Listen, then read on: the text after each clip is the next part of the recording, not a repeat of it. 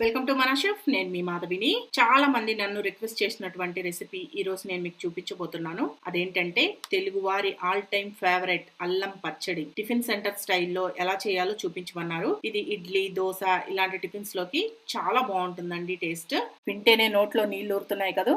మరి ఎందుకు ఆలస్యం, ఎలా తయారు చేయాలో చూపిస్తాను రండి. ఫస్ట్ ప్యాన్ వేడి చేసుకుని దీంట్లో 1 టేబుల్ స్పూన్ ఆయిల్ వేసుకోండి. ఈ ఆయిల్ కాస్త వేడెక్కిన తర్వాత దీంట్లో 1 టేబుల్ స్పూన్ దాకా మినపప్పు వేసుకొని లైట్గా కలర్ మారేంత వరకు వేయించుకోండి. ఈ మినపప్పు ఇలా లైట్గా కలర్ మారేంత వరకు వేగిన తర్వాత దీంట్లో అల్లం ముక్కలు వేసుకోవాలి. 3 అంగుళాల అల్లం తీసుకొని ఇలా ముక్కలుగా కట్ చేసి వేసుకొని ఈ అల్లం ముక్కలు పచ్చి వాసన పోయేంత వరకు వేయించుకోండి. ఇప్పుడు ఈ అల్లం కొద్దిగా వేగింది అనుకున్న తర్వాత దీంట్లో 1/4 టీ స్పూన్ జీలకర్ర వేసుకోండి. దీంట్లోనే 3 రెమ్మలు వెల్లుల్లి రెమ్మలు కూడా వేసుకొని ఈ జీలకర్ర వేగేంత వరకు వేయించుకోండి. ఇప్పుడు ఈ జీలకర్ర కూడా కొద్దిగా వేగిన తర్వాత దీంట్లో 1 ఉసిరికాయ సైజ్ అంతా చింతపండుని వేసుకోండి. చింతపండు మరీ ఎక్కువ వేసుకోవద్దండి, 1 ఉసిరికాయ సైజ్ అంతా వేసుకుంటే సరిపోతుంది. విడ తీసుకొని వేసుకోండి చింతపండుని.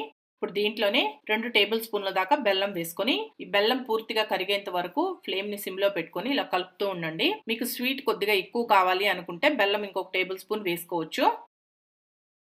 ఈ బెల్లం కరుగుతున్నప్పుడే దీంట్లో 10 ఎండుమిరపకాయలు కూడా వేసుకొని బెల్లం పూర్తిగా కరిగేంత వరకు ఇలా కలుపుతూ ఉండండి.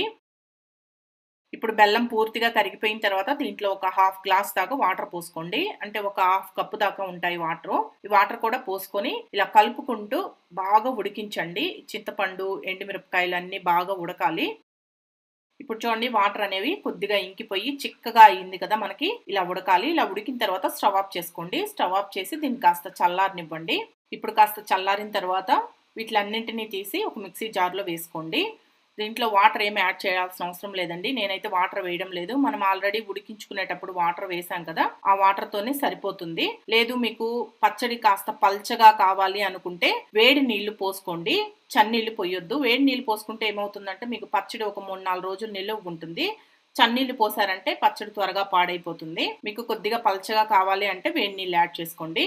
దీంట్లోనే మీ రుచికి సరిపడా సాల్ట్ వేసుకొని మెత్తటి పేస్ట్ లాగా గ్రైండ్ చేసుకోండి. చూడండి, ఈ విధంగా మెత్తటి పేస్ట్ లాగా గ్రైండ్ చేసుకొని పచ్చడి మొత్తాన్ని ఏదైనా గిన్నెలోకి తీసుకొని పక్కన పెట్టుకోండి. ఇప్పుడు ఈ పచ్చడికి పోపు పెట్టుకుందాం. ఇప్పుడు స్టవ్ పైన ఇలా పోపు గరిట పెట్టుకొని దీంట్లో 1 టేబుల్ స్పూన్ ఆయిల్ వేసుకోండి. ఇప్పుడు ఆయిల్ వేడెక్కిన తర్వాత దీంట్లో 1/2 టీ స్పూన్ ఆవాలు వేసుకొని ఆవాలు చిట్పట్లాడిన దాకా వేయించుకోండి. ఈ ఆవాలు వేగిన తర్వాత 3 లేదా 4 వెల్లుల్లి రెమ్మలు ఇలా పచ్చగా దంచుకొని వేసుకోండి. దీంట్లోనే 2-3 ఎండుమిరపకాయలు తుంచుకొని వేసుకోండి. అలాగే 1 రెమ్మ కరివేపాకు వేసుకొని స్టవ్ ఆఫ్ చేసుకొని మొత్తం బాగా కలుపుకోండి. ఇప్పుడు ఈ పోపుని పచ్చళ్ళలో వేసుకొని బాగా కలుపుకున్నారంటే సరిపోతుంది. అంతే. టిఫిన్ సెంటర్స్ కి వెళ్ళినప్పుడు మనం ఏదైనా టిఫిన్స్ లో అల్లం పచ్చడి వేసినప్పుడు అనుకుంటుంటాం కదా, అరే ఈ పచ్చడి చాలా టేస్టీగా ఉంది, ఎలా చేశారో ఏమో అనుకుంటుంటాం కదా. చాలా సింపుల్ గా ఇంట్లోనే తయారు చేసుకొని తిని చూడండి. సేమ్ మీకు టిఫిన్ సెంటర్ లో ఉన్నట్టే చాలా రుచిగా ఉంటుంది.